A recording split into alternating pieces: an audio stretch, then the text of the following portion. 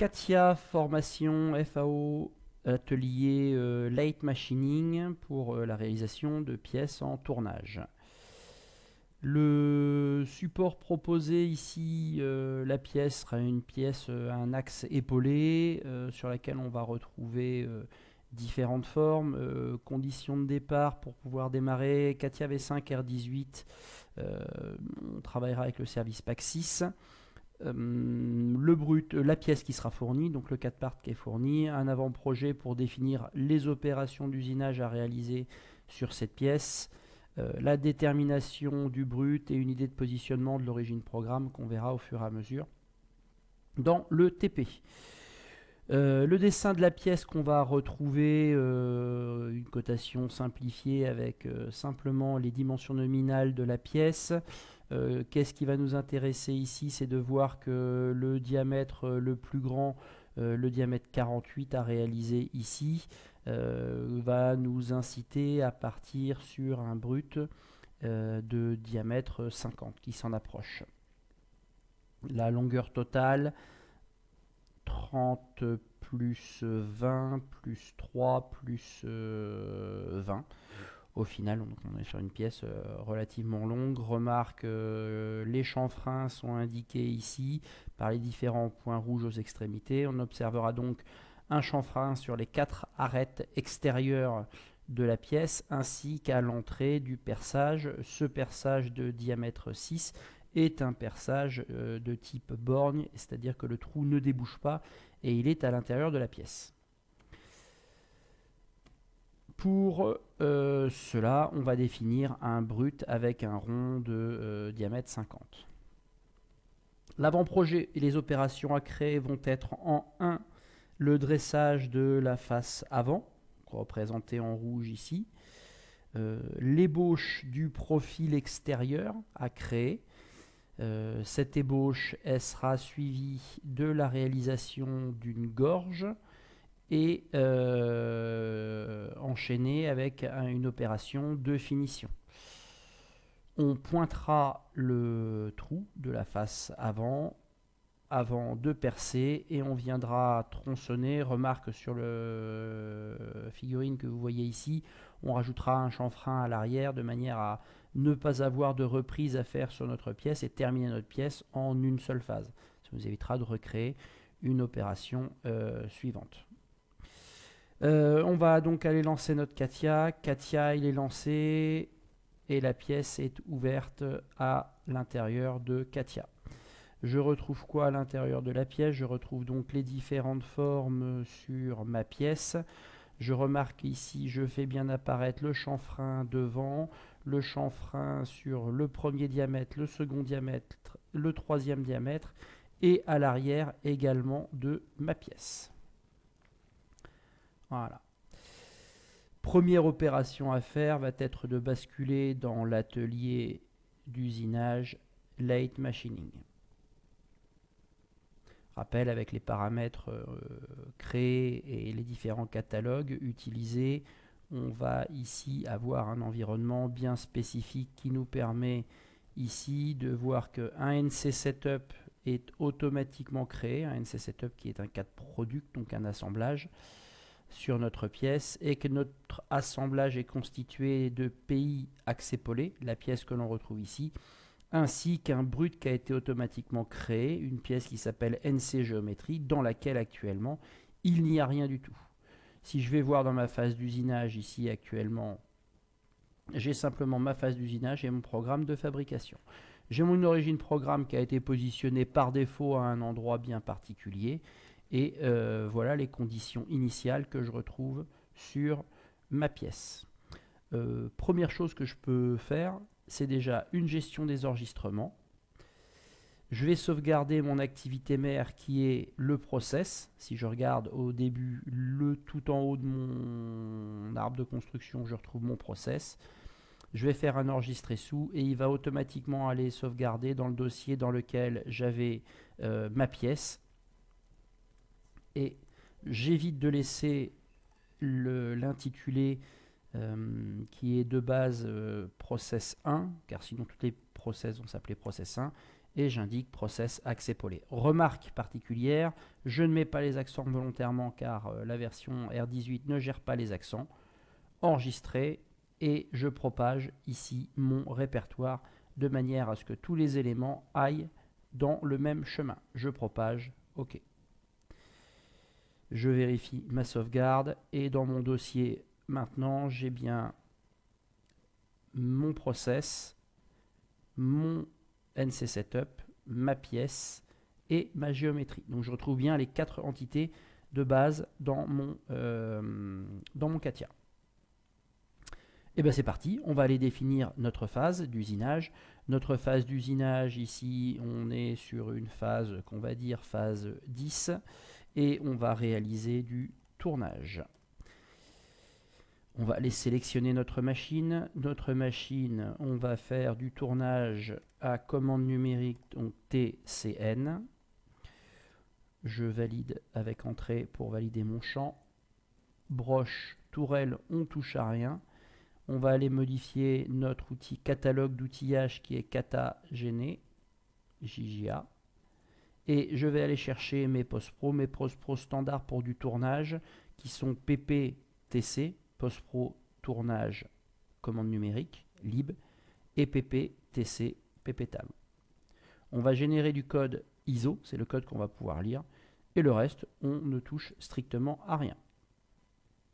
L'origine programme. Alors l'origine programme, ce que l'on peut faire déjà, avant de pouvoir la positionner, c'est déjà redonner son nom. Moi j'aime bien simplifier un tout petit peu et indiquer OP. Et on va se contenter simplement de faire ça. On va le remodifier après quand tous les éléments seront positionnés. On va définir pour les simulations la pièce. La pièce, je clique, je vais chercher le corps principal de la pièce. Ici, je vais chercher le brut qui n'est pas encore dessiné mais qui sera dans la NC géométrie et donc le corps principal du brut. Là, il est bien allé chercher les 2 entités que je vois sur les lignes en surbrillance. Je vais modifier le point de changement d'outil ici. Je vais lui indiquer en X50 et en Z50. Voilà, ça je touche pas et ça je touche pas. Voilà, mon environnement, mes paramètres de base sont ici définis sur ma pièce. Il reste à créer le brut. Alors, si je vais dans la fenêtre actuellement, il y a ma pièce et il y a mon process. Ma pièce, je ne vais pas la modifier, donc je vais la fermer. Par contre, je vais ouvrir mon NC Setup dans une nouvelle fenêtre pour éviter de travailler directement dans le même environnement. Alors, j'ai dit que je ne touchais pas à ma pièce pour l'instant. Il va quand même falloir que je fasse mon brut. Donc mon brut, je vais développer ma NC géométrie, double-cliquer dans mon corps principal. Et là, je vais choisir le plan qui est dans mon brut ici pour créer ici mon brut. Mon brut, la forme initiale, c'est un rectangle. Et je vais le coter. Je vais le coter mon brut par rapport à ma pièce, en laissant 1 mm de surépaisseur pour le dressage devant. Et derrière, pour la simulation graphique, voir apparaître derrière la partie qui va être enlevée, 1 mm également, par rapport à ma pièce. On a dit qu'on était sur un rayon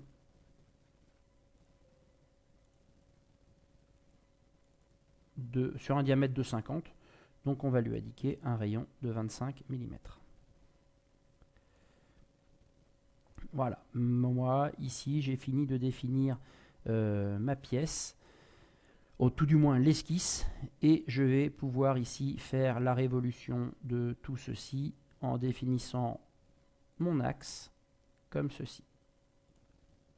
Alors là, tout se chevauche, pas de panique, on revient sur le corps principal, on va changer les propriétés graphiques, on va passer en jaune, et il suffit tout simplement d'indiquer de la transparence sur ma pièce. Voilà les conditions qui vont me permettre ici de créer ma pièce.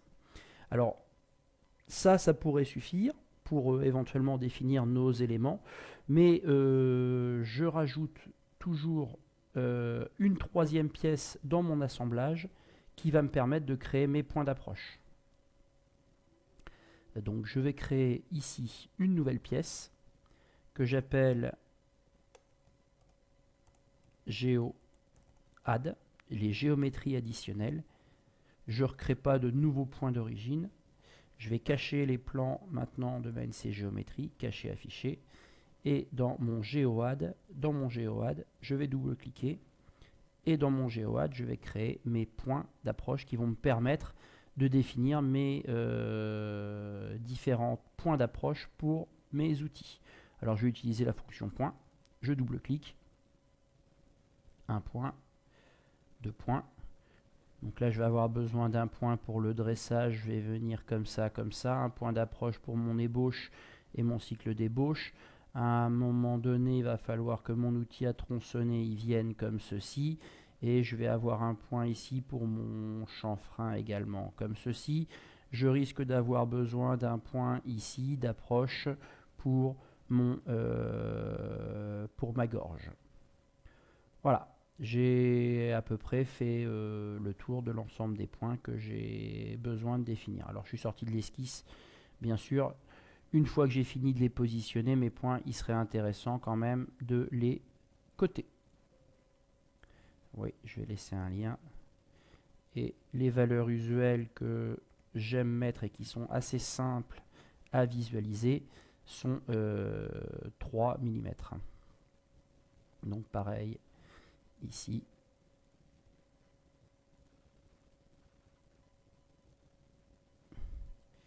Là, je vais passer à 3 mm. Alors, pour positionner ici, je vais avoir besoin d'activer l'esquisse qui est cachée, affichée. D'activer l'esquisse.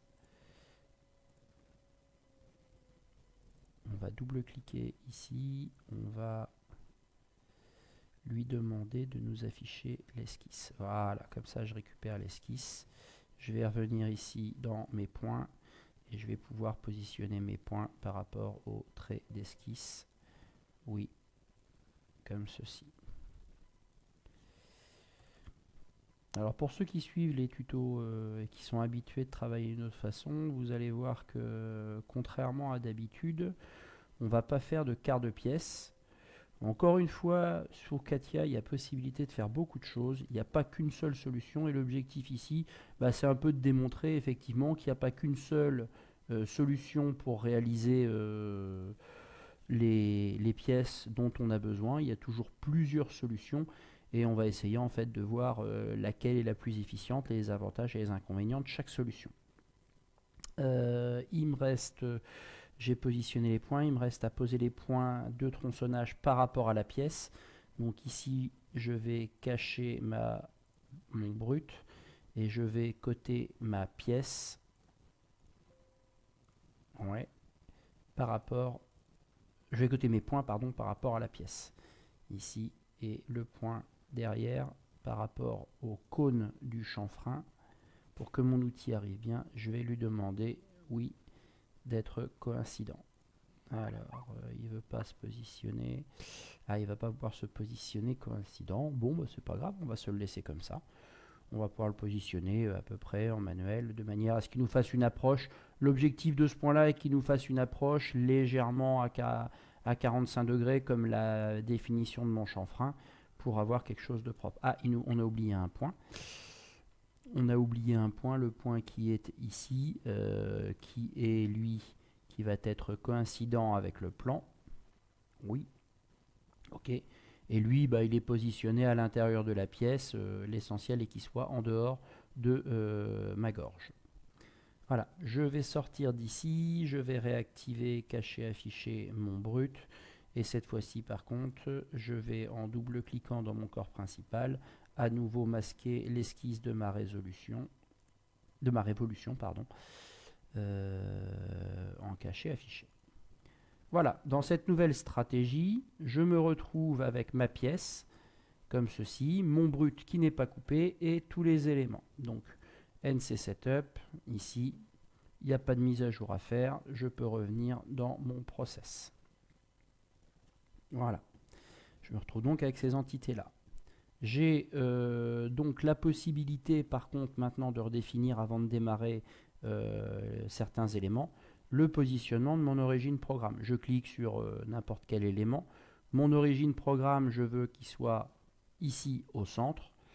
Et il va falloir que je lui définisse par contre des axes en lui définissant que l'axe Z, est-ce qu'il peut prendre ça? Est-ce qu'il est d'accord pour prendre ça? Non. Il n'a pas l'air d'aimer ceci. Il a bien pris ça. Et par contre, il n'a pas bougé les axes. Donc il va peut-être falloir que je réutilise certains éléments. Donc on va revenir, on n'aurait pas dû cacher notre esquisse. On va double-cliquer sur notre corps principal. On va faire réapparaître l'esquisse en cacher, afficher. On va revenir dans notre process.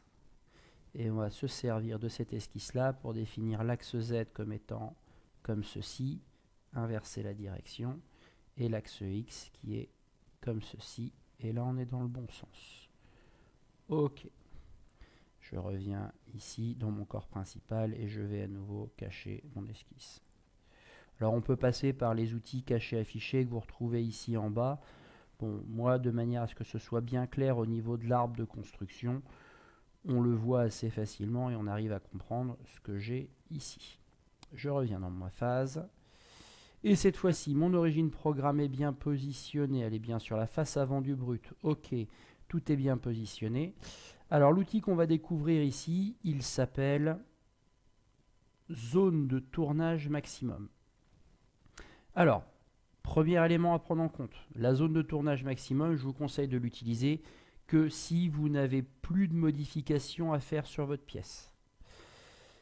Pour la simple et bonne raison que lui va définir, à partir du moment où je clique sur zone de tournage maximum, il nous demande sélection du corps principal à destination pour créer un composant. Donc on va lui demander, on va lui définir ici le PIX épaulé.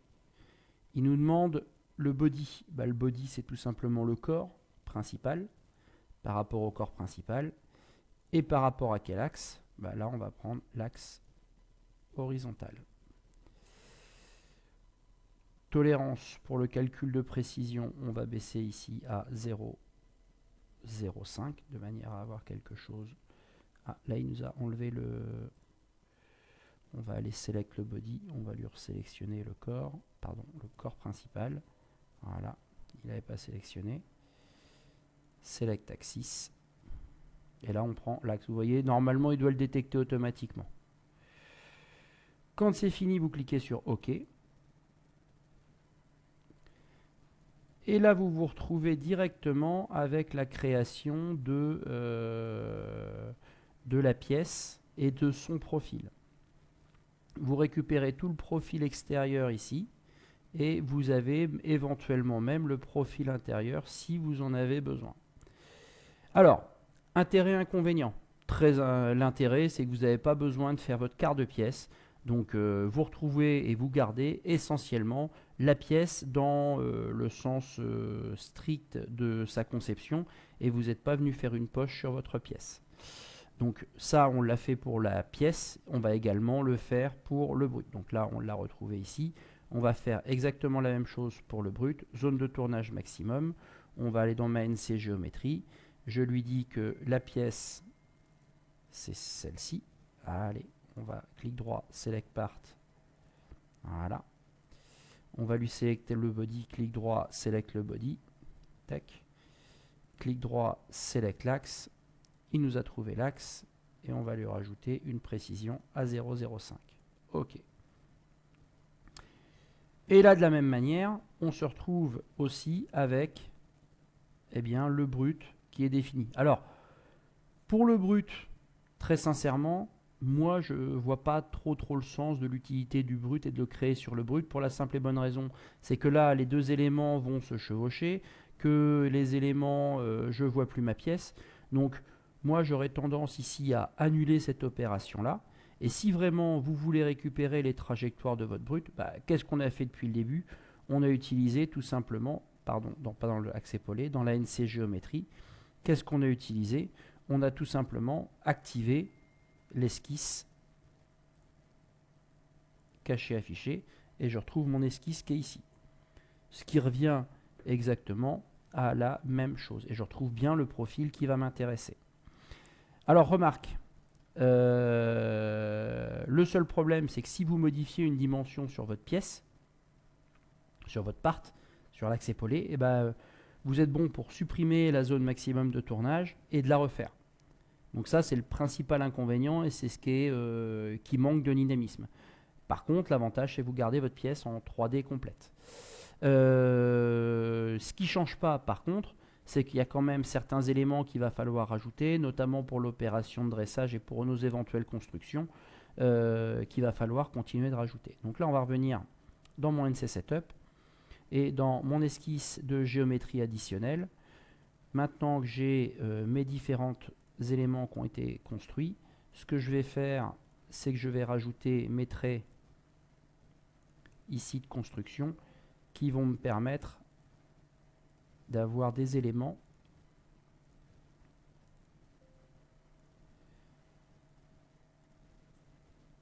et de faciliter les trajectoires de mes outils. Encore une fois, attention à l'accroche automatique que peut vous proposer Katia. Donc les deux traits que j'ai créés sur la face avant avec le brut, avec le chanfrein de la pièce, avec le chanfrein intérieur du perçage et l'axe. Ça va me permettre d'avoir un tournage qui se fait dans toutes les zones. J'aime bien également rajouter pendant que j'y suis, et c'est... Alors après, pareil, hein, c'est au loisir de chacun, mais au moins, je sais que je l'ai fait. Rajouter mon trait qui va me permettre d'aller faire dégager mon outil d'ébauche et de finition un tout petit peu plus loin pour avoir moins de matière à enlever pour mon outil à tronçonner. Voilà, dans les constructions, et c'est pas pour le temps que ça me prend. Vous voyez que c'est quand même relativement rapide. J'ai même le temps de remettre quelques éléments au niveau de mes codes de manière à être tranquille. Voilà, je peux sortir et je retrouve toutes mes constructions. Voilà ce qu'on va retrouver. Alors il y a des éléments qu'on peut masquer dans ma géométrie additionnelle. Encore une fois, j'aime pas moi quand mon dessin il est trop surchargé. Voilà, moi je trouve que mon dessin n'est pas trop surchargé ici. Est-ce qu'il y a une mise à jour à faire? Non, il ne me propose pas de mise à jour. On va pouvoir repartir dans la fenêtre. Voilà. Alors, eh ben c'est parti, on y va. On va retourner dans notre phase et on va démarrer dans notre programme de fabrication ici, notre première opération d'usinage qui va être le dressage. Pour le dressage, moi j'aime bien utiliser la finition de profil à partir du moment où vous faites le dressage en une seule fois. Encore une fois, c'est discutable, vous pouvez prendre également l'ébauche. Moi, l'avantage de la finition de profil, c'est que ça me fait moins de choses à câbler. C'est parti. Dressage. J'oublie pas de valider par entrée pour avoir la bonne...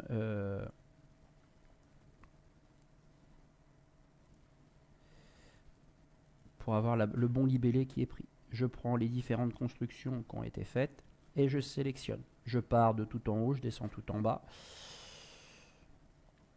Sur la face avant ici, je vais reprendre cette face avec l'outil de finition, donc je vais laisser une surépaisseur, donc 0,2.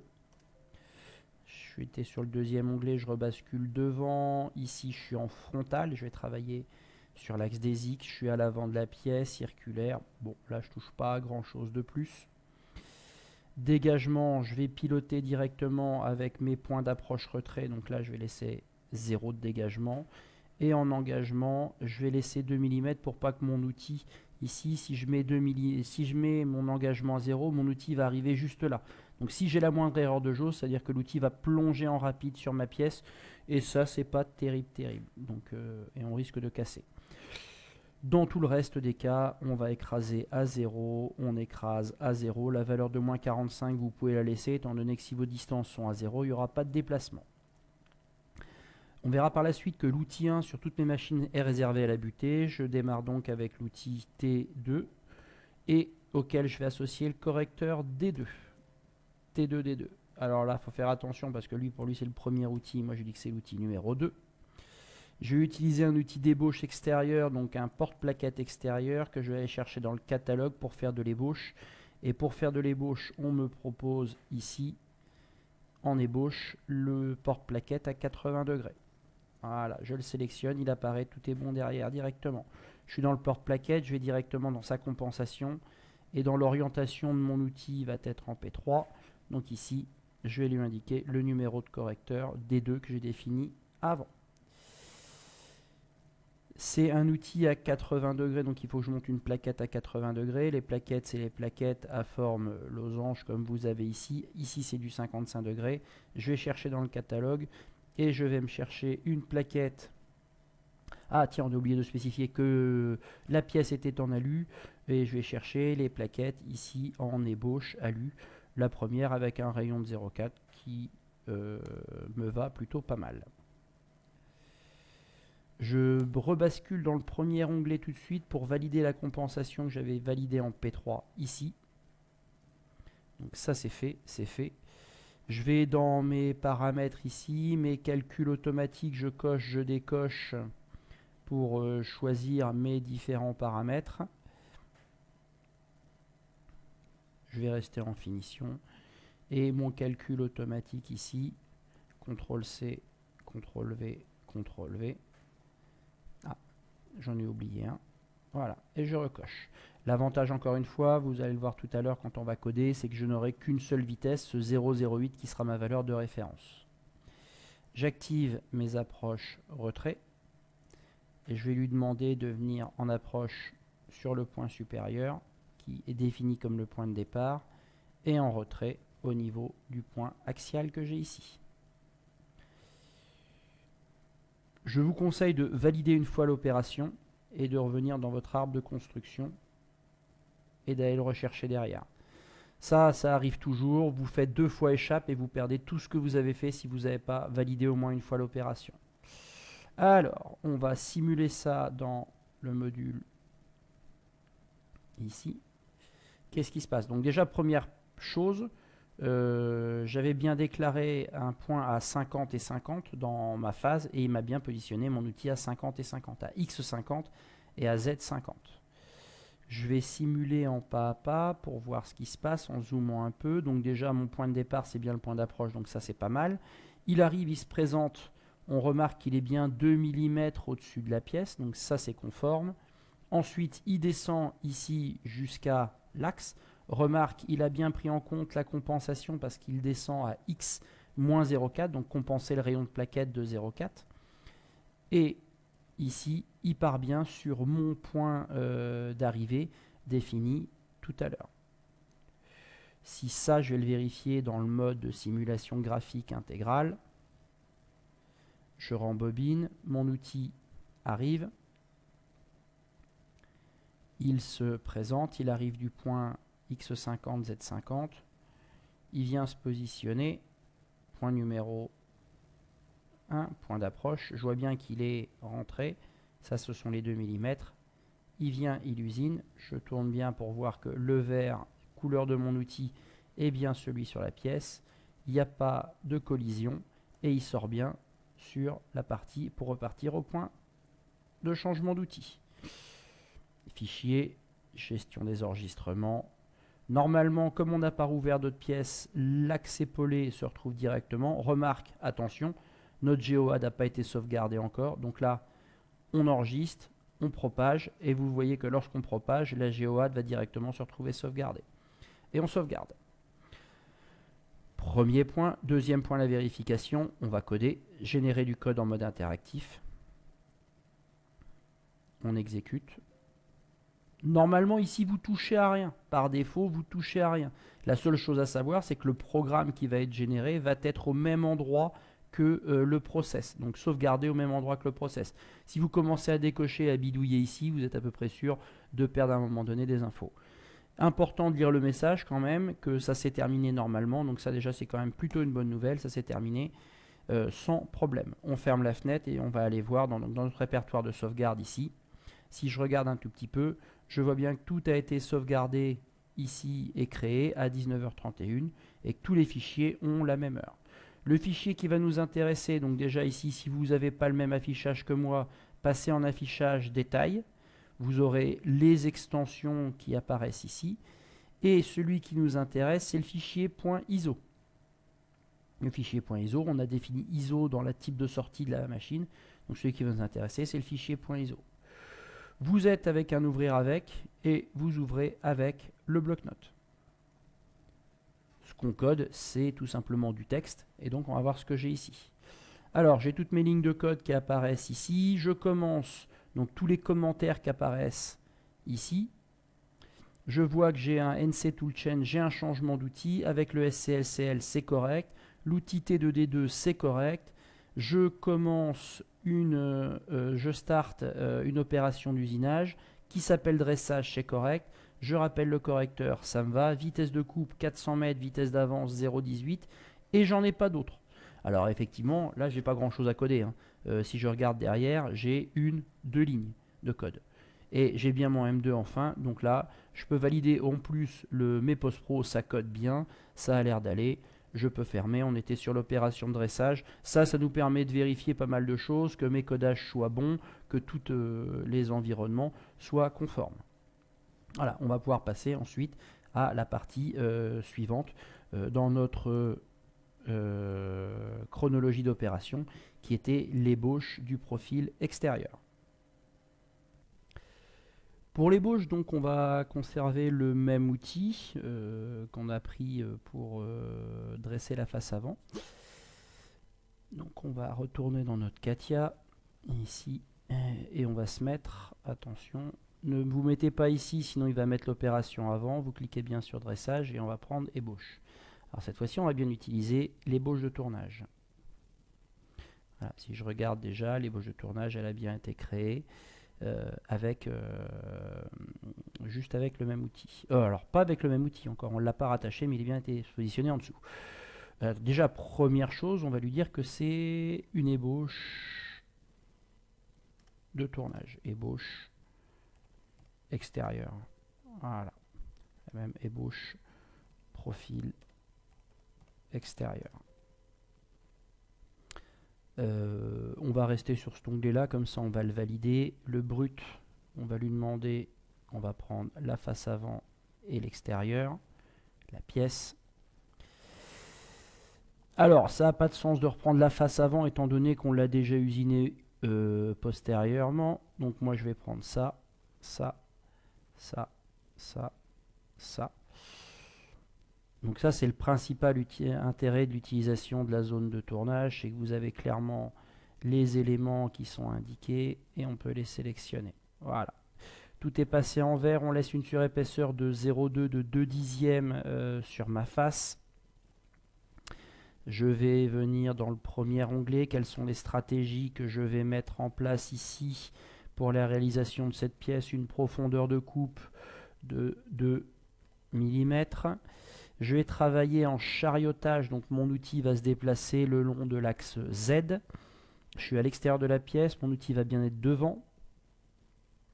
Et je vais ajouter ici un contournage à la dernière passe, comme ça, même avec mon outil à débauche, à la dernière passe, mon outil va reprendre le profil complet de ma pièce sans me laisser l'escalier. Ça, normalement, on l'aura vu déjà avec d'autres supports comme la fusée. Il va y avoir plusieurs passes à réaliser et donc mon outil, lui, va se déplacer. J'ai un engagement de 2 mm qui restait par rapport à tout à l'heure. Maintenant, mon engagement, lui, peut disparaître étant donné que mon début c'est l'axe brut qui a déjà été enlevé. Donc ça, je peux le supprimer, le 2 mm. Par contre, comme j'ai plusieurs passes, il faut bien que mon outil dégage entre chaque passe. Donc distance de dégagement. Vous mettez la valeur que vous voulez, on n'avait pas besoin de mettre beaucoup. L'essentiel, c'est que votre outil ne revienne pas sur la surface. Et on va dégager autant que faire se peut à 90 degrés.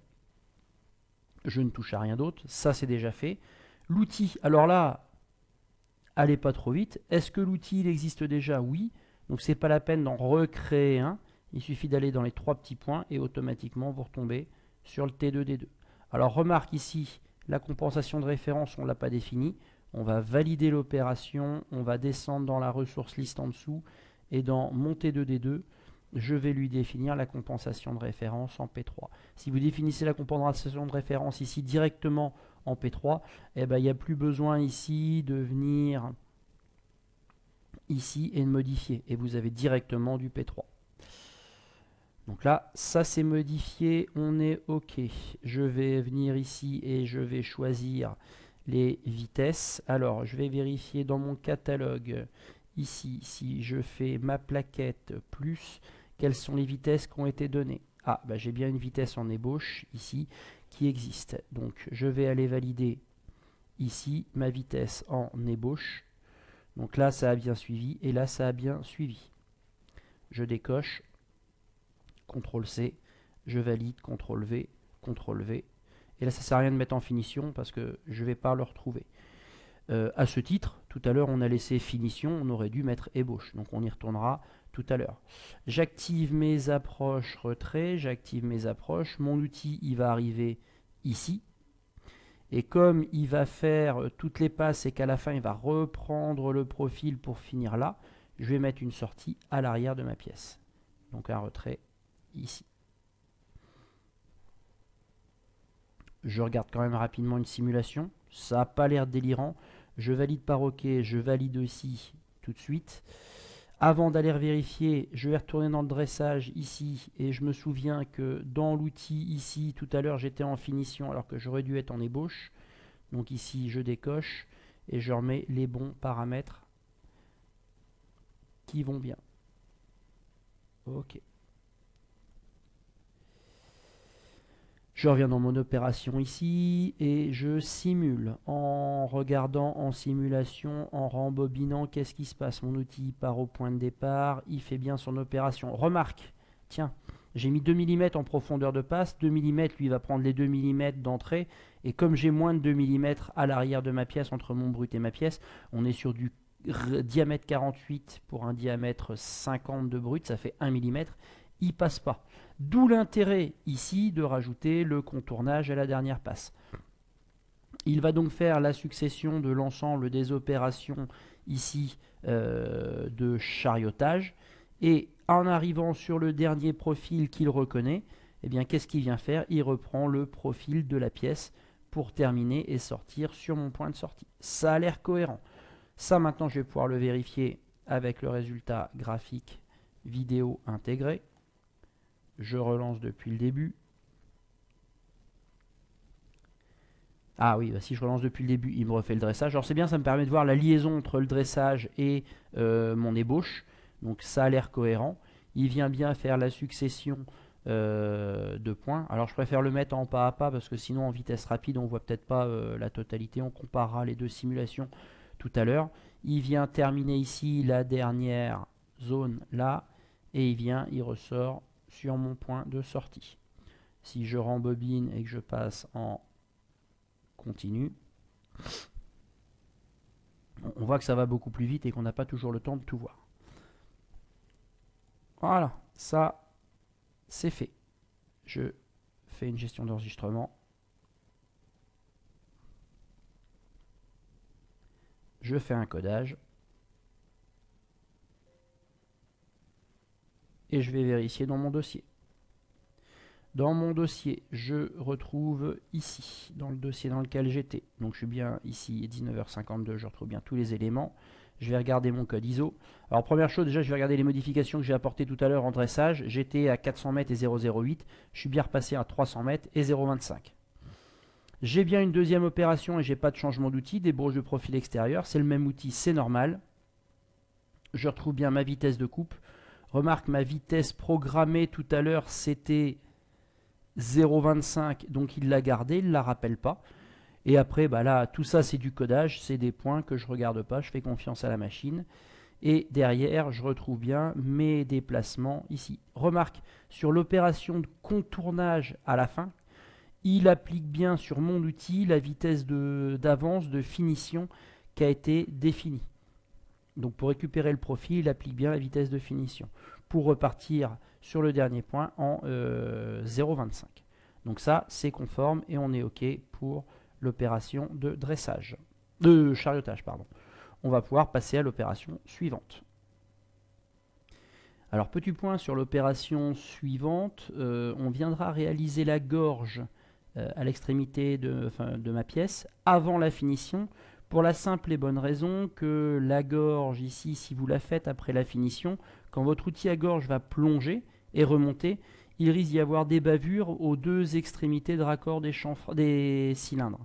Donc ça, c'est pas conseillé.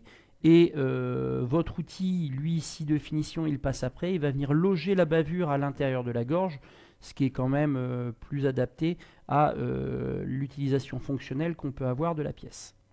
Alors, on va retourner réaliser cette gorge. Remarque, on utilisera le même outil pour faire la gorge fait 3 mm, le même outil pour faire la gorge et le tronçonnage à l'arrière.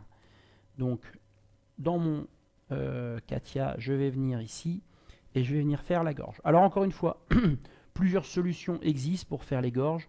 Moi, j'aime bien utiliser la finition de profil parce que je vais tout simplement demander à mon outil de suivre un profil de pièce.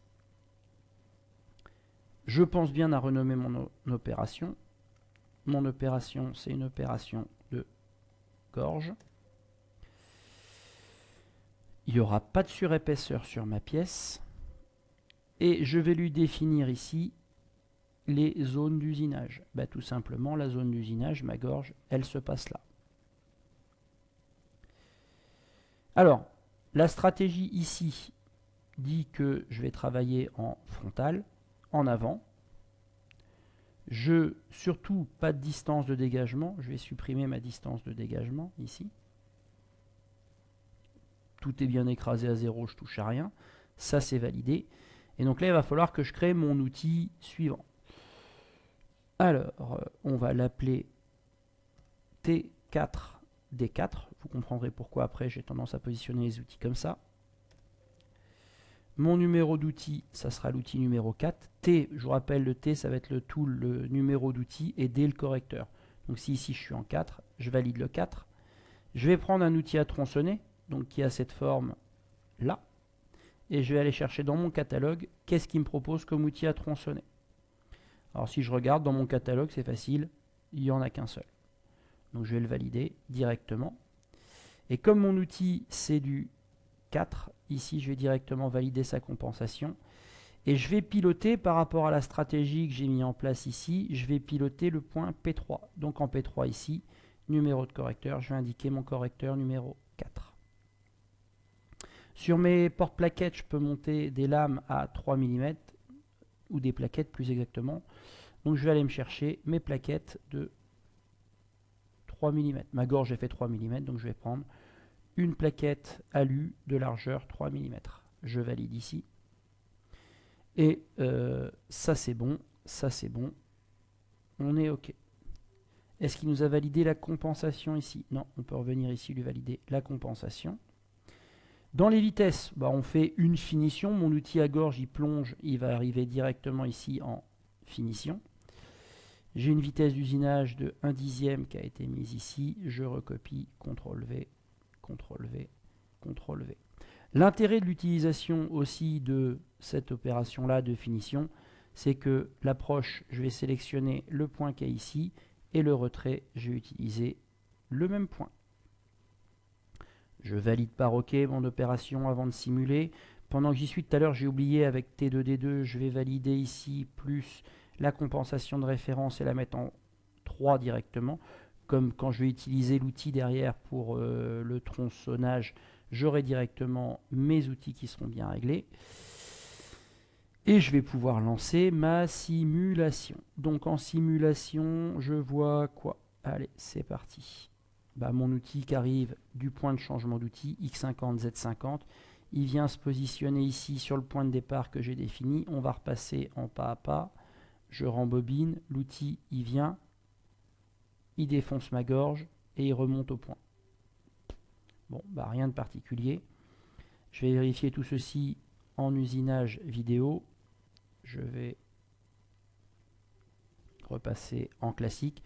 Je retrouve mon usinage d'ébauche et la réalisation de ma gorge. Remarque, mon outil, quand il vient faire la gorge, il vient bien reprendre cette surface-là, étant donné qu'on avait laissé 2/10 supplémentaires, la face de l'autre côté, et ainsi que le diamètre que je retrouve ici.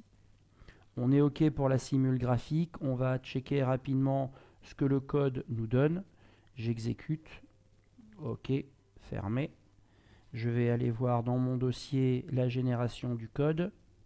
Je vais voir après ce que j'avais déjà vu ici et je cherche un NC Tool Change, voilà, que je retrouve ici. J'ai bien mon outil, j'ai bien mon T4D4, je retrouve ma vitesse de coupe, ma vitesse d'avance et après le codage des points. Ça roule, c'est OK. Je retourne dans mon CATIA et j'oublie pas de faire une gestion des enregistrements, enregistrer, propager, OK. Donc vous voyez, ça va assez vite hein, quand même, ce type d'opération, ça ne doit pas prendre énormément de temps, il n'y a pas de complexité particulière et ça va bien. On va pouvoir donc retourner dans notre avant-projet et passer à D, la finition, contourner finition de notre profil. Remarque, ici, moi je vais reprendre la face avant quand même parce que ça me paraît bizarre d'avoir mis la face avant en finition. Je vais quand même reprendre un outil de finition qui est un peu différent de celui que j'utilise ici. Je retourne dans mon CATIA. Et donc dans CATIA, je vais utiliser le cycle de finition de profil. Donc je vérifie bien ici dans mon arbre de construction que je sois bien au niveau de la gorge. Et je vais attaquer la finition de profil. Alors on va corriger les fautes d'orthographe. Le profil avec un E, c'est pas terrible. Finition de profil X pour extérieur. Et on valide par entrée. On va sélectionner notre profil. Notre profil, il démarre. Alors, si vous avez du mal à sélectionner ou voir les traits, hein, vous tournez un tout petit peu, mais normalement la sélection elle se fait assez facilement. On part de l'axe et on va remonter comme ceci. Et c'est lui qui va optimiser directement. On a bien l'impression que dans cette zone-là, il va avoir du mal à aller avec l'outil de finition. Mais on va le laisser se débrouiller et normalement, il va optimiser ses déplacements de manière à réaliser les usinages qu'on va lui demander. Voilà en termes de sélection ce qu'on va faire. Et forcément, si c'est la finition, il n'y a plus de surépaisseur. Et on va revenir au départ.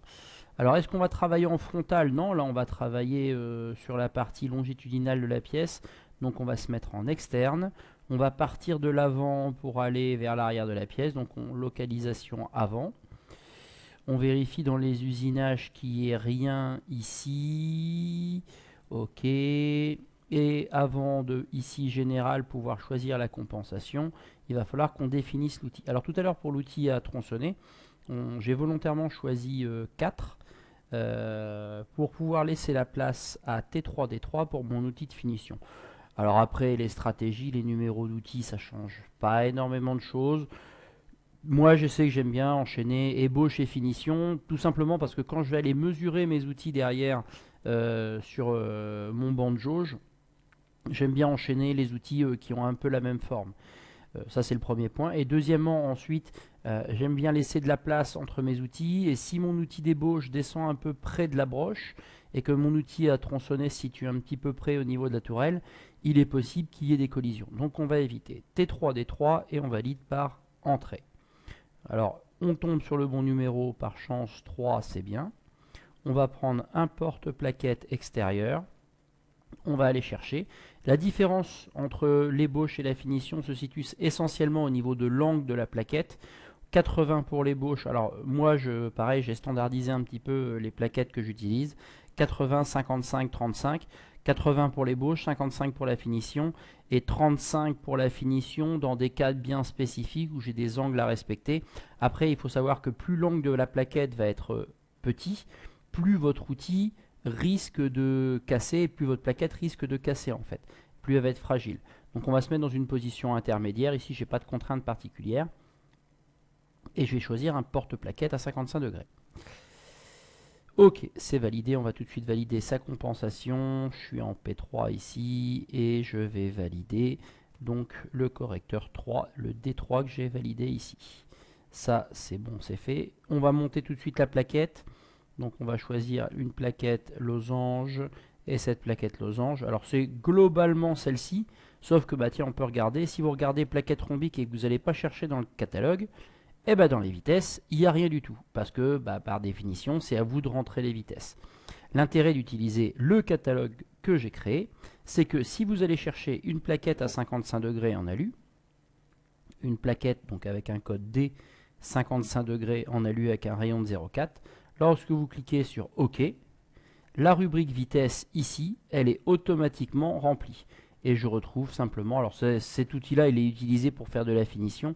Voilà pourquoi j'ai pas mis de vitesse de coupe en ébauche. Et je retrouve les vitesses de coupe en finition. Donc ici, quand j'arrive dans mon opération, je vais me mettre en finition. Alors on va cocher, décocher pour bien actualiser. Alors je vous conseille, alors je sais pas si on avait fait calculer, il aurait peut-être mis automatiquement, mais là, voilà, je me retrouve avec les valeurs. Et la règle de base que j'utilise en tournage, c'est toujours de dire que la vitesse d'usinage égale la vitesse d'engagement, égale vitesse de chanfreinage, égale vitesse de dégagement. Ça, je vous ai déjà expliqué pourquoi, pour retrouver une seule vitesse. On va caractériser nos points d'approche et de retrait. Alors, je vais arriver, on a dit qu'on s'était mis en localisation avant. Donc, je vais démarrer devant la pièce ici, point de départ devant, et point de retrait derrière quand je termine mon usinage ici. Je pense, avant de valider ici, d'aller dans ma compensation d'outils P3. Je valide une fois et je pense aussi, si éventuellement j'ai besoin de retoucher mon outil, de basculer dans l'outil assemblé et de valider la compensation de référence en P3. Voilà. Alors on va retourner dans notre opération. Au moins je suis sûr qu'elle existe et il n'y a pas de problème et je peux aller la simuler. Si je simule, je regarde ce que ça donne, je rembobine et je vois quoi? Je vois que mon outil il arrive sur mon point devant comme ceci, je vais passer en point à point, et il arrive comme ça, de face, et il fait sa remontée de face pour finir la face avant de ma pièce. Alors, il y a une petite spécialité ou un truc qui existe sous Catia que j'aime bien moi, c'est ici dans usinage, dans l'engagement, type d'engagement, on peut choisir circulaire. Il va automatiquement créer un engagement circulaire avec un rayon. Et donc, si je simule maintenant, il va me créer une trajectoire circulaire pour venir attaquer la surface. Donc là, maintenant, si je simule, je vois bien qu'il me crée l'arrondi sur ma surface comme ceci. Et qu'ensuite, il va bien. Alors, on va voir comment il se débrouille de la gorge. Et ben voilà. La gorge, en fait, il ne peut pas la traiter parce que l'outil ne peut pas plonger. Donc lui, forcément, il continue la trajectoire comme de manière assez logique et à l'intérieur de ma pièce. Ensuite, il continue sa trajectoire de manière pareil à suivre la trajectoire qui a été définie. On arrive à l'extrémité de la trajectoire et il sort sur mon point. Bon, bah, il n'y a rien d'extraordinaire. Ça a l'air de correspondre à ce que j'ai fait. On va aller visualiser ceci en continu. Si je vais voir ici en continu que je rembobine, on va redémarrer avec le dressage, l'ébauche du profil extérieur, la gorge et la finition. Okay. On est quand même bien d'accord que mon outil, ici, il ne repasse pas sur la surface où les surfaces se chevauchent étant donné qu'il n'y avait pas de surépaisseur. Ça reste en bleu. Et ça doit rester en bleu également de l'autre côté. Bon, pour moi, c'est plutôt cohérent. Ce qu'on a réalisé, ça correspond à l'attendu. On va dire OK. On va fichier gestion des enregistrements, enregistrer, propager, OK. Et on va coder. Alors ça, c'est une mécanique qui rentre assez facilement en fait. Je veux dire, si vous avez tout bien réglé depuis le début, il y a tout qui tombe automatiquement. Et puis après, au niveau de la vérif, c'est vérifié assez facilement. Donc je vais vérifier ici dans mon process. Donc je ne reprends pas l'intégralité de ce qui a déjà été traité. J'arrive ici au changement d'outil. Encore une fois, pour ça, je vous invite à bien renommer les opérations parce que vous visualisez bien les changements d'outils. Donc j'ai bien mon SDJCL, mon T3D3. Je retrouve ma vitesse de coupe, ma vitesse d'avance. J'ai pas de changement de correcteur, c'est ça le plus gros risque. Et après, bah alors là, c'est du point, hein. C'est du codage de points. On peut le faire à la main, se le taper à la main, ça n'a pas franchement d'intérêt. Le logiciel informatique, il est quand même là pour ça. Donc, au point près, moi je dirais que ça, on peut le valider. On arrive donc sur l'opération de pointage. Donc j'ai un pointage sur la face avant et remarque, nous on avait dit qu'on allait chanfreiner en même temps qu'on allait pointer. Je reviens donc dans mon process ici. Alors pour l'opération de pointage, ce qui va être important, c'est de connaître notre pointage en lui-même. Donc je vais ouvrir l'axe épaulé dans une nouvelle fenêtre, temporairement, et je vais aller vérifier ici pour savoir dans mon corps principal, dans le trou, comment mon trou il est réalisé. On me dit donc que c'est un trou de diamètre 10 mm, profondeur 30, et donc le chanfrein il doit être caractérisé ici, chanfreiné à 1 mm à 90. Donc je suis sur du diamètre 10 chanfreiné à 1 mm. Ok, je peux fermer, non, il n'y a pas de modif de fait. Ok, donc ça c'est les informations que j'ai, il fait 30 de profondeur, mais ça sera géré différemment. Je clique sur finition de profil et je vais aller chercher dans les opérations de perçage, les opérations intérieures, pointage. Alors, pointage, on va enlever le point 1, on va appuyer sur entrée et on va aller faire nos sélections. Alors, il veut quoi? La sélection d'origine. Bah, l'origine, le centre, on va cacher notre géométrie et le début de notre pointage, il se situe sur la face avant de notre pièce. Le pointage, il se fait jusque sur l'arête inférieure, comme ceci. Alors, pour définir la profondeur, la stratégie que j'utilise, c'est de prendre, on est sur un trou de diamètre 10, donc ici, le diamètre 10, ça nous fait un rayon de 5, plus la valeur du chanfrein 1 mm. Pour moi, la profondeur, on va venir pointer à 6 mm de profondeur. Comme ceci. Ça, c'est bon. La distance d'approche, bah, on va voir qu'elle ne nous sert pas beaucoup. Par contre, dans les paramètres ici, on va travailler avec la pointe de l'outil. On est avec la pointe de l'outil. Il n'y a pas de tempo, il n'y a pas de plongée. On va guider avec la pointe de l'outil. Alors, la syntaxe de sortie de cycle, certaines machines gèrent des codes bien particuliers et d'autres non. Bon, par défaut, si vous décochez ici, vous êtes sûr que ça passe sur toutes les machines. Alors si vous connaissez votre parc machine par cœur et si vous savez déjà où vous allez aller usiner, bah vous pouvez laisser ou pas cette case cochée. Mais si vous ne savez pas où vous allez usiner, l'idéal c'est de la décocher. Comme ça vous êtes sûr que ça marchera sur toutes les machines. Alors ensuite, je vais aller ici et je vais choisir mon pointeur. Donc ici j'ai un pointeur. Je vais revenir ici. Donc on était arrivé à 1, 2, enfin 1 on ne l'a pas défini encore, mais 2, 3, 4. On va arriver avec notre pointeur en 5. Donc je vais basculer ici et je vais lui dire T5, T5. Entrée.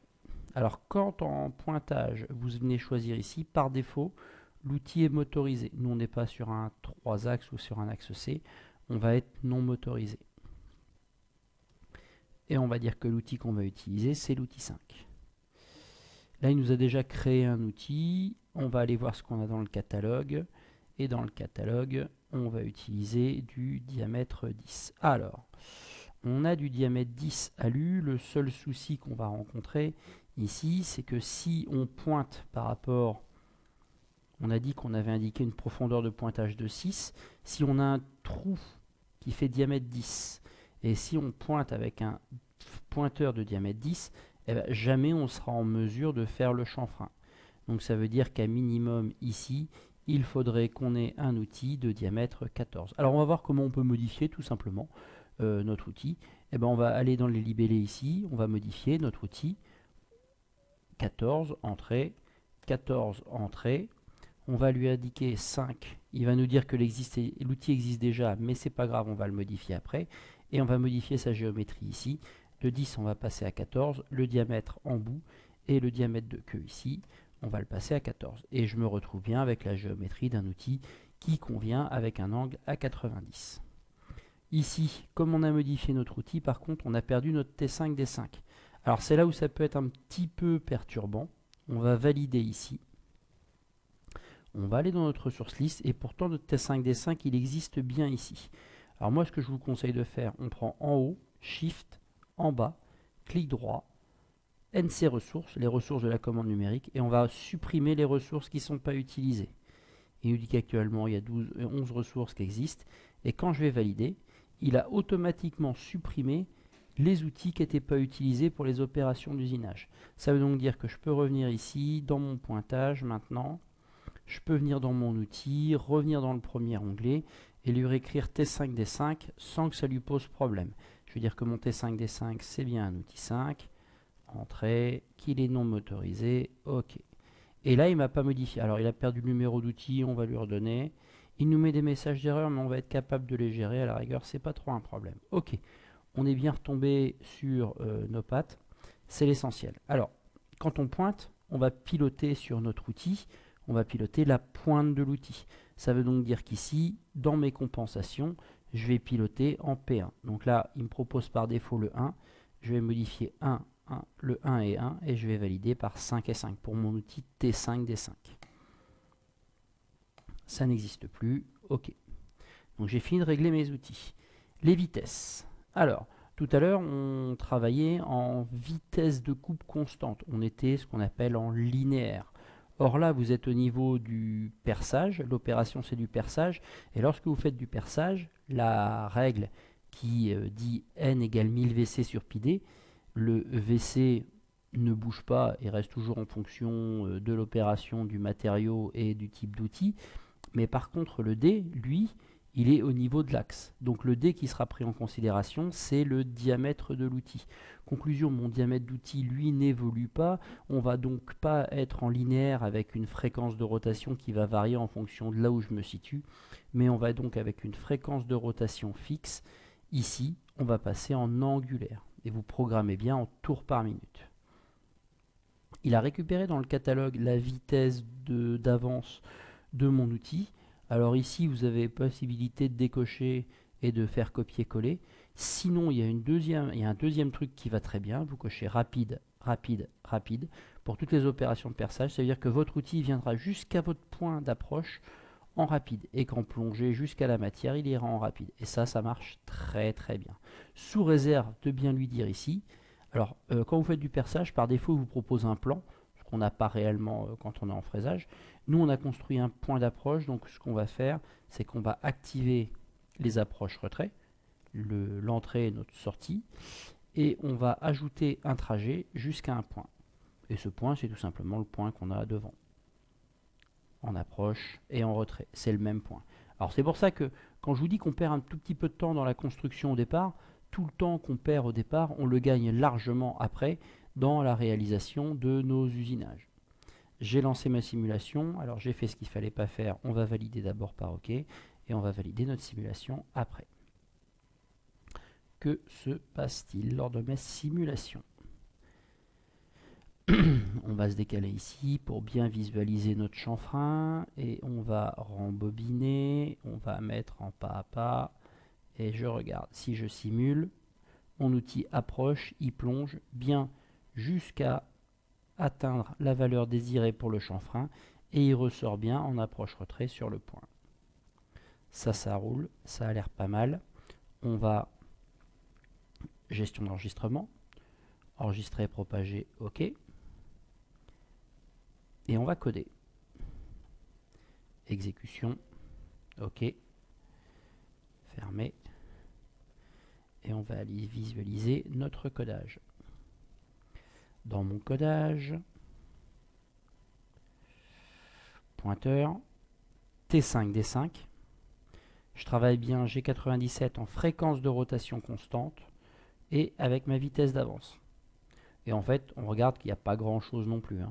Il vient en Z0, il vient en Z-1, Z-7, voilà.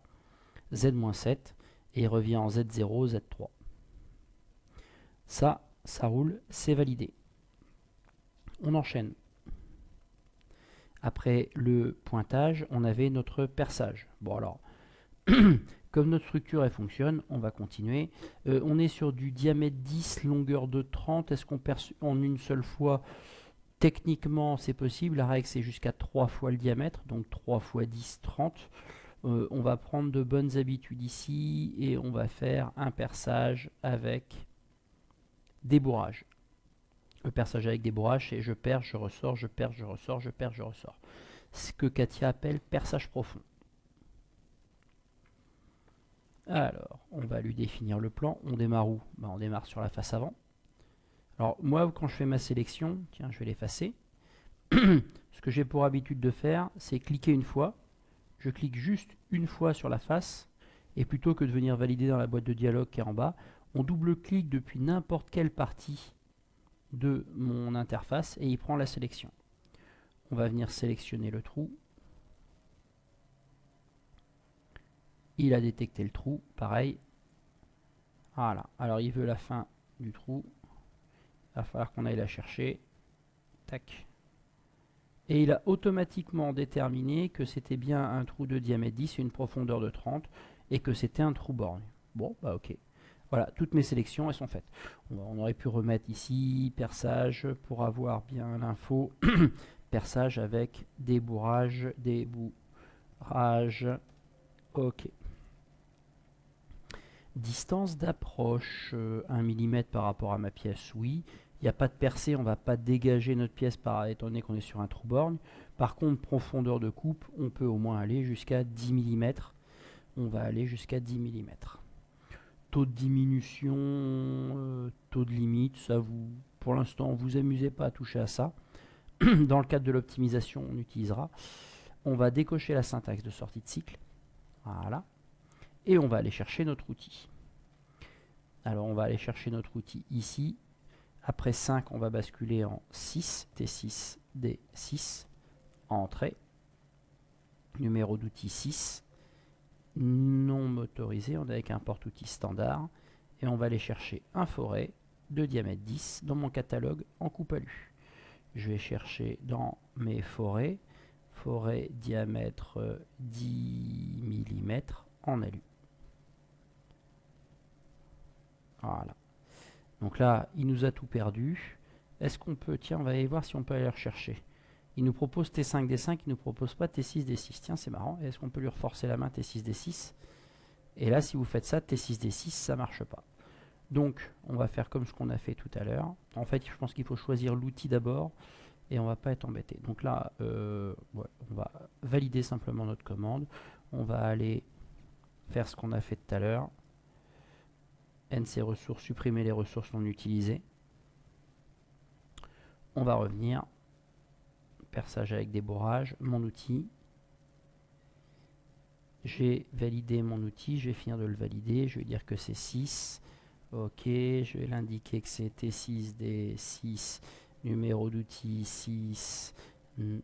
C'est bon, on va gérer. T'inquiète pas, on va faire du tri après. Alors, j'ai mon outil. Tiens, il est repassé en 1, on va le repasser en 6. Alors, restez bien vigilant ici, hein, ça c'est un peu particulier. Et ici, j'ai bien un outil à 130 degrés, de diamètre 10. La question ici qu'on va se poser, quel point est-ce qu'on pilote? Alors, le point qu'on pilote dans le cas du perçage, autant quand je fais du pointage, je pilote la pointe, autant quand je fais du perçage, je pilote P3, le diamètre, parce que ce qui va m'intéresser et ce que je cherche à caractériser, c'est le diamètre de perçage. Donc je vais venir en P3. Ça veut dire qu'ici, je vais renseigner ID correcteur 6, numéro de correcteur 6. Alors là, j'ai deux correcteurs qui se baladent. Donc surtout, tout de suite, on va revenir ici. Avec la barre de scroll, on va descendre et on va bien valider la première compensation. Voilà. Ensuite, par défaut, il garde les rapides. J'ai bien la vitesse d'avance. Et automatiquement, on est resté en angulaire. Il a automatiquement calculé. Pourquoi? Je vous rappelle que dans plus, l'intérêt du catalogue, c'est que il a une vitesse de coupe et une vitesse d'avance qui est automatiquement définie. Si vous n'utilisez pas le catalogue et que vous prenez un outil standard, ici, vous êtes à 0. Et si vous êtes à 0, la broche ne va pas se déplacer. Si vous avez compris ce qu'on a fait tout à l'heure pour le pointage, c'est la même chose sur le perçage. On active, on ajoute un trajet jusqu'à un point. On vient chercher le point qu'on a créé devant. Même chose en retrait. Et voilà. On va valider. Et on va retourner dans notre fenêtre. En simulation, ça donne quoi? Alors remarque, le point que je mets devant, je le mets toujours à 3 mm parce que comme je pilote ici au diamètre, il faut que je prenne en compte aussi la pointe de mon outil. Donc le 3 mm, ça peut être bien si vous avez des gros perçages, peut-être à revoir et analyser. Mais normalement, dans tous les cas, la surface, elle a été enlevée et tout a été enlevé au moment du perçage, du pointage, pardon. On va rembobiner et on va visualiser. Je descends à Z-8. il ressort, je reperce, il ressort, je reperce, il ressort. On peut suivre la trajectoire ici. Alors c'est vrai que là, c'est vrai que quand la pièce est coupée, c'est l'avantage, c'est qu'on voit bien ce qui se passe à l'intérieur de mon usinage. Ça, on peut aller le visualiser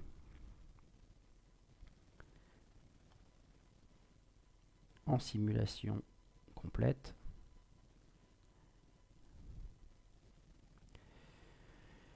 Bon, là, on commence à en avoir un petit peu marre de voir cette simulation. Ça, tout ça, on l'a déjà validé. Le pointage. Et mon perçage. On voit que l'outil rentre et sort. Et qu'il n'y a pas de problème particulier. OK. OK. On va aller visualiser le code. C'est généré. Dans le code, on doit retrouver du T6D6. On est OK. On doit retrouver de la fréquence de rotation et de la vitesse d'avance. Après le codage des points, c'est Katia qui gère. Ça roule toujours. On revient dans... Non, on va revenir dans le diaporama. On a terminé notre opération de perçage. Il va nous rester notre opération de tronçonnage avec le chanfrein arrière dans la même opération. Donc je reviens ici et je vais pouvoir préparer mon opération de chanfreinage. Alors comme j'ai déjà utilisé tout à l'heure pour la gorge, bon déjà l'outil je l'ai. Si je regarde dans ma ressource liste, j'ai un outil à tronçonner qui existe déjà en T4D4. Ça c'est le premier point. Deuxième point, ici, j'ai, si je réactive mon brut, ma NC géométrie, caché affiché, derrière ma pièce ici, j'ai de la matière. Ça veut donc dire que mon outil ne peut pas directement plonger en biais ici, au risque d'éclater ma plaquette avec mon outil à tronçonner, et venir tronçonner derrière. Il va falloir que d'abord je vienne faire un piquage, quand j'enlève un peu de matière, pour que mon outil revienne et puisse venir réaliser le chanfrein que j'ai à l'extrémité ici. Alors je vais cacher mon brut pour visualiser ce que j'ai derrière. Très simple. Encore une fois, on ne va pas inventer quelque chose d'exceptionnel. Moi, je vais prendre finition de profil en tournage. Je me positionne bien sur perçage avec débourrage pour qu'il l'ajoute. Pour moi, c'est l'opération que je vais appeler piquage. Donc, je vais piquer dans la pièce comme si je faisais une gorge arrière. Et je vais lui dire de venir piquer sur cette surface-là. Sauf que, attention, si je pique sur toute la distance et sur tout le rayon que j'ai ici, quand mon outil à tronçonner il arrive ici, ma pièce elle tombe dans le bac. Donc qu'est-ce que je vais faire pour tricher ici? Je vais lui ajouter un décalage radial. Allez, on va demander de décaler de 10 mm. Comme ceci. Et donc on veut que notre outil, par rapport à la trajectoire, il se décale de 10 mm. Ici on va venir choisir tout simplement. Est-ce qu'on est en externe? Non, on va bien travailler sur X, donc on va être en frontal. Est-ce qu'on est devant la pièce? Non, on va être en arrière. On est bien derrière la pièce. On vérifie, là attention, on va enlever cet engagement parce que sinon il va se déplacer au sein de ma gorge, donc non. On vérifie que tout soit à 0, ça c'est bon. L'outil existe-t-il? Oui, donc je ne crée pas d'outil, je vais chercher T4D4. Voilà. Et l'intérêt d'avoir mis la compensation de référence, c'est qu'il me met bien la bonne compensation. On va vérifier ici que... Ah, tiens, non. Tiens, attention. Voilà, trop de confiance. Ça, pour moi, c'est conforme. On a bien nos vitesses ici, d'usinage. On va tout mettre à 0,1. Ici, il est bien repassé en linéaire, ça va. Et mon point d'approche, quand mon outil va descendre ici, il va revenir au même endroit en fait. Voilà. Et si je simule, mon outil fait quoi? Il arrive. Alors si je le rembobine, on va le mettre en point à point. comme ceci. Si je lui demande de rembobiner, alors, on va quand même valider mon opération avant. On va relancer la simu. On va réexécuter. Et voilà, mon outil. On rembobine. Donc si je lance ma simulation, il fait quoi? Il descend. Il y a bien 10 mm. Normalement, il laisse bien un X10. Donc 10 mm au rayon. Ça veut dire qu'il va quand même nous rester du diabète 20. Donc on a quand même de la marge. Et mon outil va revenir. Alors, critique. Critique que je pourrais apporter, ça veut dire que si mon outil descend et qu'il plonge comme ça, et que je ne laisse pas de surépaisseur par rapport à ma surface ici à l'arrière, ici je suis déjà en finition. Et ça veut dire que par la suite, globalement, si j'ai compris, je vais venir sur ce point-là, je vais refaire une finition de profil en prenant cette arête-là et là. Et là, je risque de me retrouver avec deux états de surface un peu différents. Donc ce qu'on va faire, c'est qu'on va tricher ici, et on va lui mettre une surépaisseur de 0,1 mm. Donc là, normalement, vous allez observer un léger décalage au niveau des trajectoires quand je viens zoomer. Un dixième de décalage ici. Alors ça, il est capable de l'enquiller et il est capable de le gérer de manière longitudinale. Mais par contre, ça veut dire que je vais avoir une épaisseur que je vais pouvoir supprimer par la suite. Je valide mon opération. On peut le revoir en simulation intégrale. Ça, en simulation vidéo.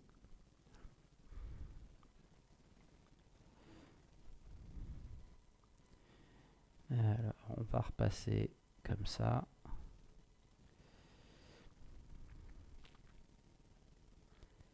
Alors l'intérêt de mettre le petit trait derrière ici, c'est que mon outil à finition, il a déjà enlevé tout ça. Pointage, perçage avec débourrage et piquage. Donc je vais repasser en point à point. Mon outil arrive, il plonge et il remonte en position. Ça veut donc dire que là j'ai une surépaisseur sur le bleu et là j'ai pas tronçonné complètement ma pièce, donc il ne va pas y avoir de souci. Donc ça me va bien. On va faire une gestion des enregistrements.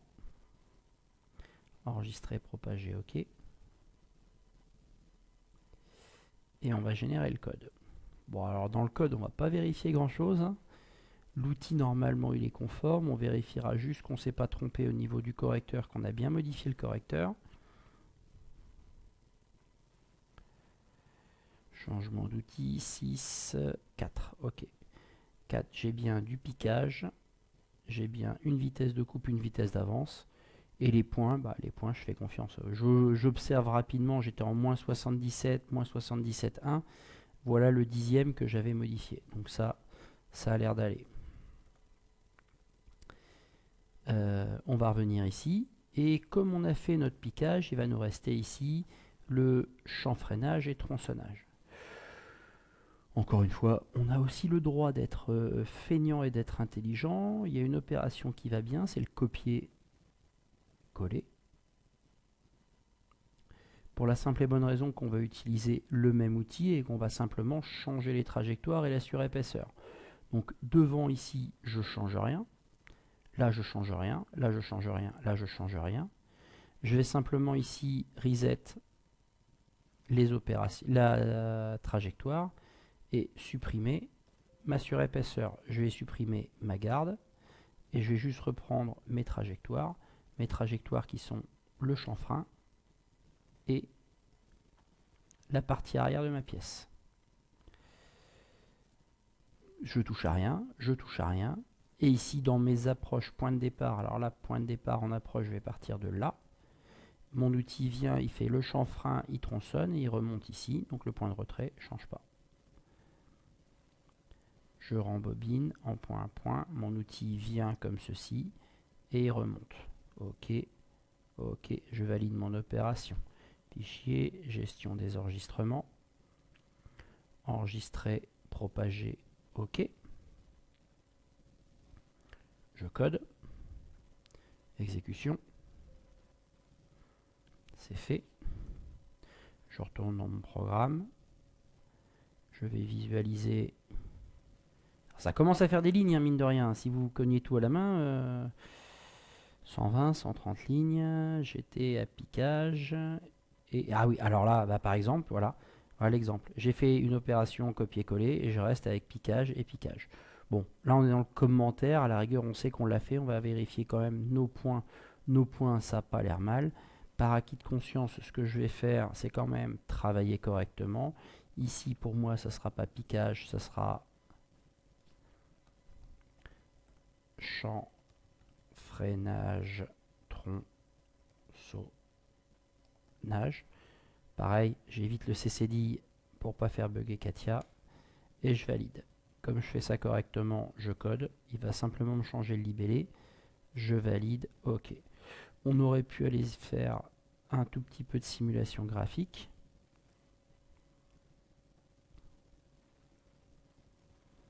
Et on va visualiser globalement ce que l'on a réalisé.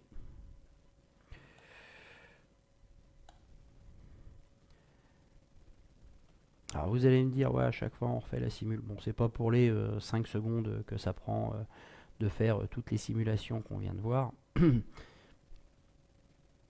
Après, il y a une deuxième manière. Donc là, je regarde bien, il m'a bien fait mon chanfrein et tout ce qui va bien. Si à un moment donné, vous voulez aller rapidement et vérifier, vous allez sur la double flèche ici, et il vous met l'image de la pièce que vous avez réalisée au final.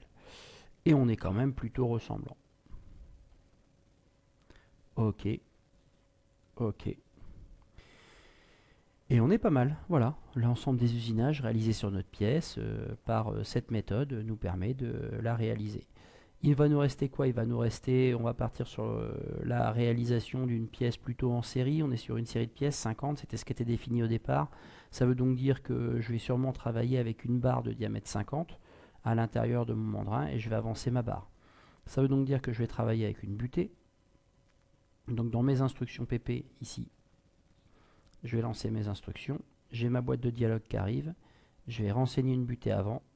Là encore une fois, mon outil va venir sur mon origine programme. Donc l'outil 1 que je réserve pour ma butée, eh ben, ça ne change pas. Et ma mise en butée avant, elle se fait ici. Validation des données. J'ai toute l'instruction ici PP qui va être ajoutée ici en début de programme. Deuxième chose, il va falloir que je crée mes décalages. Ici, pareil, même chose. Renseigner les decks. En tournage, c'est facile, j'ai que des machines num. Donc décalage en X, le décalage en X, il n'existe pas. Et on vous donne ici l'information de renseigner la même valeur en Y et en Z. Bien sûr, il n'y aura pas de deck Y, mais j'ai fait ma macro de manière à ce que certaines machines gèrent des codes, alors on vous le dit, hein, sur les decks num sont stockés dans des variables internes 60001, E61001, E61001, certaines machines gèrent le 61001 comme étant le deck Z et d'autres le 62002. Le plus simple est de répéter la même valeur. Alors par exemple ici on va mettre une valeur de la pièce elle fait 50 de long, on va pas être loin d'avoir un deck de 100 mm. Tiens, on va même bien faire attention, si vous avez un chiffre qui n'est pas entier, 100,4, il faut bien mettre une virgule et vous répétez la même valeur 100,4 ici. Validation des données. Et ça va être automatiquement déjà transcrit en micron. Vous voyez apparaître un 100 004 ici. Et la deuxième chose, vous le trouvez dans l'entête de votre programme ici. Fichier gestion des enregistrements, enregistrer, propager, OK. Les deux lignes de code, les instructions PP, tout ce que vous avez ici, c'est du raccourci avec le %, également accessible ici en insertion, opération auxiliaire, instruction post-processeur. Mais à ce moment-là, ça veut dire que là, quand vous faites ça, vous cliquez ici, et c'est à vous de vous cogner manuellement toute la ligne à écrire. Alors, autant vous dire que, on va aller, tiens, par exemple, regarder la première. Si je vais regarder les decks, ça veut dire qu'il vous faut cogner toutes ces tout ça à la main. Alors, si vous avez quelque chose qui traîne, une valeur qui existe déjà, ou du copier-coller, ouais. Bon, ma boîte de dialogue, on a travaillé dessus, pareil, ça fait bien l'affaire. On va coder, dernière fois. Et on va visualiser pour voir ce qui a été ajouté avec nos deux macros. Je vois que j'ai bien une macro de décalage qui a été créée ici avec les valeurs que j'ai mis, 100,4 qui a été transféré en micron. La machine lit en micron les décalages et paramètres internes. Et j'ai une opération de mise en butée qui est faite avec T1D1 où je demande à l'outil de venir en X0Z0. Et ici, j'ai un code M0. Ce code M0, c'est un code qui me permet d'ouvrir la porte. À ce moment-là, je vais desserrer mon mandrin, avancer ma barre pour la pousser jusque sur ma butée. Bon, ben voilà. On a terminé ici la programmation.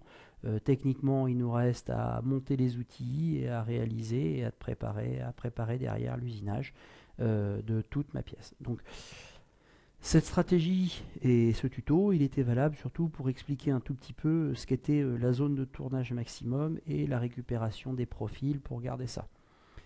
C'est aussi intéressant, cet élément-là, vous allez le voir par la suite, pour la génération de documentation automatique qui nous permettra de récupérer des pièces dans son intégralité et pas des quarts de pièces comme on le fait d'habitude. Voilà.